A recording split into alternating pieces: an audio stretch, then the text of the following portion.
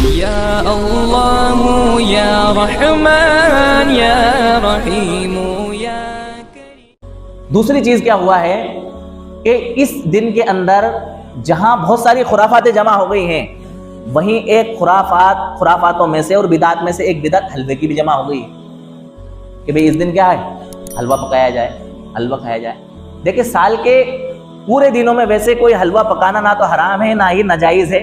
حلال ہے، کھا سکتے ہیں، پکا سکتے ہیں، اللہ تعالیٰ نے اجازت دی ہے، حلال کھانوں میں کیا برائی ہے۔ لیکن کسی مخصوص دن کے ساتھ خاص کر کے حلوہ پکانا بدعات کے اندر کیا ہو جاتا ہے، شامل ہو جاتا ہے۔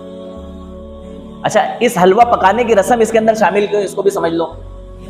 دیکھو یہ رات بڑی فضیلتوں والی ہے، میں نے جیسے کہ شروع میں بتلایا، اس رات میں اللہ تبارک و تعالی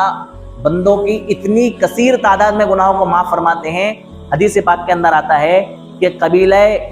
کلب کی بکریوں کے بال جتنے ہوتے ہیں نا، ان بالوں کے برابر اللہ تعالیٰ اس رات کے اندر لوگوں کی کیا کرتے ہیں، مغفرت کرتے ہیں۔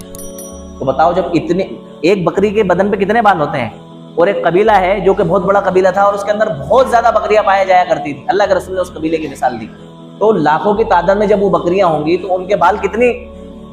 تعداد میں ہوں گے۔ جب اتنے اربوں خربوں لوگوں کی جب مغفرت ہوگی تو شیطان اس بات کو برداشت کرے گا، پسند کرے گا؟ اس کی تو ساری محنت ہی ضائع ہو جائے گی۔ تو شیطان نے لوگوں کو اصل مقصد سے ہٹانے کے لیے حلوے کے اندر ڈال دیا اور مبتلا کر دیا کہ تم حلوے کے اندر مبتلا ہو جاؤ، اور اصل جو مقصد ہے نا مغفرت طلب کرنے کا اور بخشش کا، اس سے کیا ہو جاؤ، پیچھے ہٹ جاؤ۔ شیطان نہیں چاہتا ہے کہ ایمان والوں کی اور مسلمانوں کی اللہ تعالیٰ اتنی بڑی تعداد میں کیا کرے، مغفرت کرے، تو کہیں نہ کہیں وہ اپنا حصہ کیا کر لیتا ہے، شامل کر لیتا ہے۔ لہٰذا لوگوں کی مغفرت سے بھٹکانے کے لیے اس نے ان چیزوں کو شامل کر کے اس میں الجھا کر کے رکھ دیا کہ تم حلوے مانڈے اور ان کے اندر پکوانوں کے اندر لگ کر کے اصل مقصد سے کیا ہو جاؤ، ختم ہو جاؤ۔ دیکھو جب انسان سنت سے ہٹتا ہے اور بدعت میں شامل ہوتا ہے تو اس بدعت میں شامل ہونے کی وجہ سے اصل مقصد سے انسان کیا ہو جاتا ہے، ہٹ جاتا ہے۔ جیسے میں نے بتلایا کہ اصل تو طریقہ یہ تھا کہ انسان جو ہے نا فرض نمازوں کی پابندی کرے،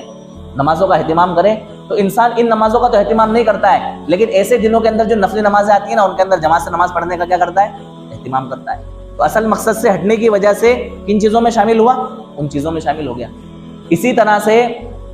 اصل حکم یہ ہے کہ بھیا میت کا انتقال ہو گیا نا تو اس کی میراث کو جلدی سے تقسیم کرو لوگوں میں، لیکن اس کی طرف دھیان نہیں جاتا ہے، بلکہ تیجے 10ویں 40ویں اور برسی کی طرف انسان کا دھیان ہو جاتا ہے اور اس کے اندر کیا ہو جاتا ہے، مبتلا ہو جاتا ہے۔ ان ساری چیزوں میں شامل ہونے کے بعد اب ہوتا کیا ہے کہ جب انسان کو قرآن اور حدیث کی روشنی میں صحیح عنوان سے یہ باتیں پتہ چلتی ہے تو بعض مرتبہ ہضم نہیں ہوتی، پھر اس میں بحث و مباحثے شروع ہو جاتے ہیں